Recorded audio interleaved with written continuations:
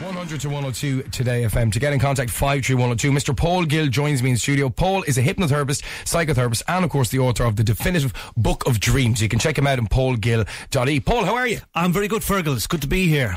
Now, just remember, if you're out there and you're sending in dreams that you want to have analysed, it is very simple. All you got to do is give us as much information as you possibly have. Try to be as articulate as you can when you're sending it in, and give us all the little details as well, because the more detail Paul has, the easier it is for him to decipher the dream. Well, I'm looking for two things in dreams, Fergal. If they can tell me what emotion they felt, how they felt in the dream, and what sex they are, after male or female. All of those things has a bearing on the interpretation. Okay, Luke has got in contact. Very interesting dream here. He said, I recently had a dream that I go into work and everybody is screaming and running out of the building. At first I think there must be a fire or something. Then one of my workmates yells, there's a wild animal in the office. I know I should be afraid, but I go into the canteen to get some food and I can use to feed it and hopefully distract it.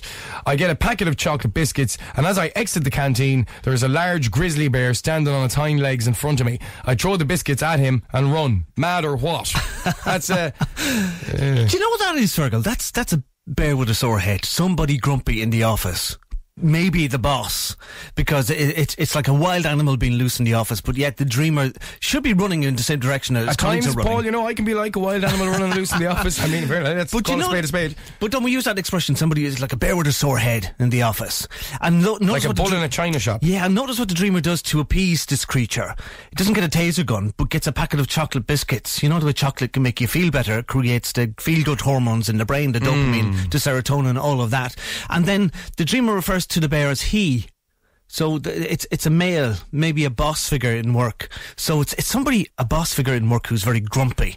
That's obviously on his head, so he's obviously worried about this. And everybody's running scared. But he seems to think that he can appease the creature. So maybe he feels that he's got an inside track with this guy and he just knows how to handle him. Interesting. Sharon's got in contact. This is an interesting one now. You might like this one. Okay. Hi guys, in my dream I look out of my bedroom window and I see the crucifixion on a hill. Wow. But there are no bodies on the cross. I shout downstairs to my mother to come up, but when she looks out the window, it's gone. I go downstairs and have breakfast. My mother doesn't mention what just happened and makes tea. There is a knock on the front door. It's my ex. He says that his mother has died and he wants to stay here. I feel sorry for him, but I won't let him into the house. What does this mean? Wow. Right, there are X's, there's crosses, X marks the spot, I don't know. Okay, well, we start off with the dream. She's looking out, did she say her bedroom window, I think? She did, yeah, she said her bedroom window. Bedrooms sometimes have got to do with relationships, for obvious reasons. Not exclusively, but sometimes. So she sees the crucifixion on a hill. Paul Gill. Well, it's always there, Fergal. Listen, look, it's intuition. Look, in fairness, yes. let's be honest about it. Yeah, it is. So the crucifixion is punishment, it's torment. It's somebody being a victim, because Jesus would have been the sacrificial lamb. So maybe it's about her relationship with her ex, and maybe her relationship with her mother as well, because her mother doesn't see what she sees. When the mother comes up to look at the window, the crucifixion scene is gone. And then the mother doesn't talk about it, doesn't refer to it, but just makes tea. But what do you make of the ex then mentioning their mother?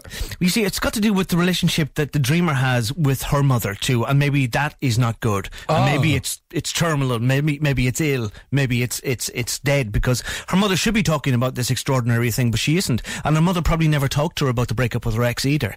So the death in the dream is although it's the death of the ex's mother, it can be linked to the dreamer's mother as well. For the death of the relationship and the relationship between the ex and the mother. Yeah. So it's two relationships. And the relationship with the ex is naturally dead, and he's looking for a way back in, but she's not letting him.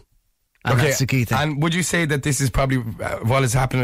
Sharon, if you're out there, do get in contact with us at 53102, because I would actually, I'm going to throw my hat at this, and I'd say you're probably right. Yeah. The fact that the ex came up, or the fact that she texted in wondering about it, I'd say you're probably right. Here you go. Right, last one I have for today. Now remember, if you are sending in any dreams, you can email fergal@todayfm.com, or you can send them to 53102. Last one we'll touch on here comes in from Brian. He's given us a bit of detail. He says, in my dream, I realised that my fingertips are like miniature guns. I go about town pointing my index finger at people and shooting, but the bullet is only the size of a pea and it bounces off the person and they just laugh at me. Wow. It's almost like something a kid would do, isn't it? Point the finger and pretend they had a little toy gun. But Brian has probably got a little bit of anger going on, whereas like he's pointing the finger, he's doing harm with his words, but he's not being effective at the people that he's thrown allegations at, or he's trying to insult, because his bullets should be doing harm, but they're not. They're just bouncing off like a pea shooter. A pea shooter, that's what it is. A pea shooter. He's not been effective at expressing his anger towards people who annoy him.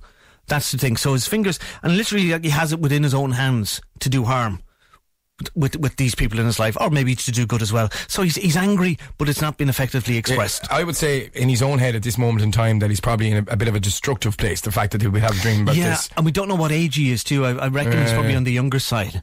Okay, interesting. Listen, send in your dreams for next week. Paul Gill, thank you so much for joining me in studio. Thank you.